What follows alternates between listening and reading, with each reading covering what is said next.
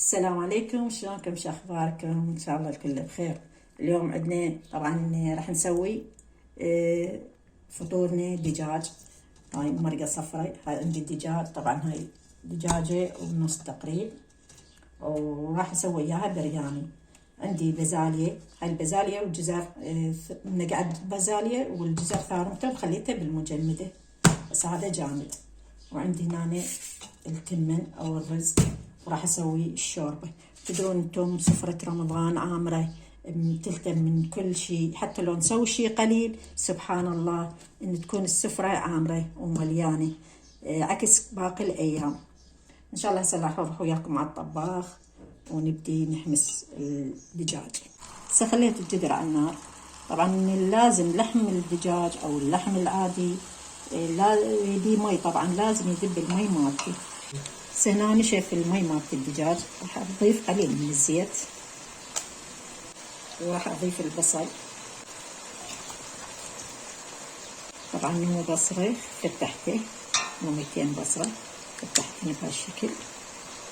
راح اضيف كاري، كركم،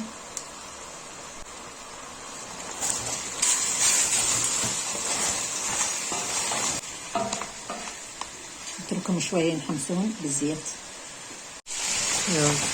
هنا راح اضيف عندي ورقات غار، طبعا هذا مي فايق خليت له.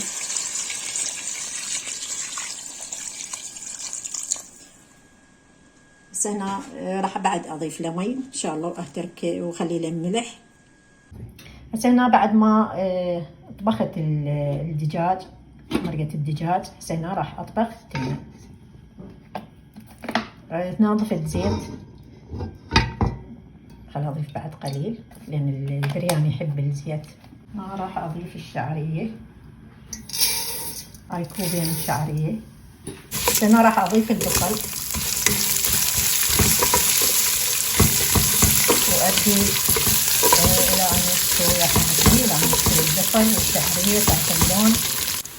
هنا راح أضيف البهارات، راح أضيف ملعقة بهارات السبعة، ملعقة نومي بصرة طبعا مطحونة تنطي لون كلش حلو للبرياني، كركم شي قليل طبعا، وملعقة بهارات هاي مالت البرياني.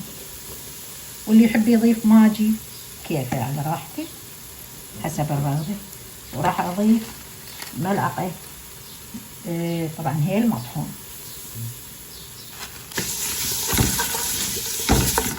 هنا راح اضيف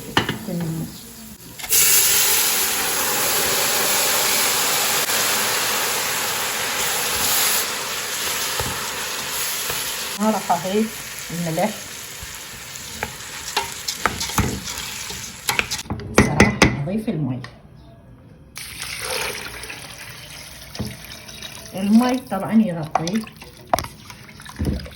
وبعد ما يستوي طبعا اضيف له الكشمش والبازالية والجزر.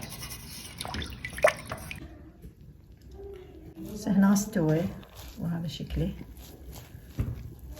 راح اضيف البازالية.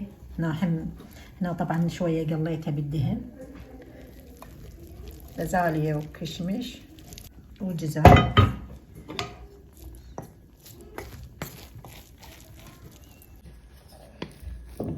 هنا راح اطفي عليه كمل، هذا شكله. المرقة هنا همينة كملت عندنا، راح نطفي عليه بعد ما ضفنا لها الملح. وراح ابدي اسوي طبعا الشوربة وياكم، ما راح اصوره حتى الفيديو ما يطول، ونمد السفرة ان شاء الله. بسم الله الرحمن الرحيم. اللهم انا لك صمنا وعلى رزقك افطرنا، ولصوم غد نوينا، ذهب الظما وابتلت العروق، وثبت الاجر ان شاء الله. صيام مقبول ان شاء الله للجميع، وسفرة دائمة. وهذا طبعا فطورنا لهذا اليوم. اترككم في امان الله وحفظه، مع الف سلامة.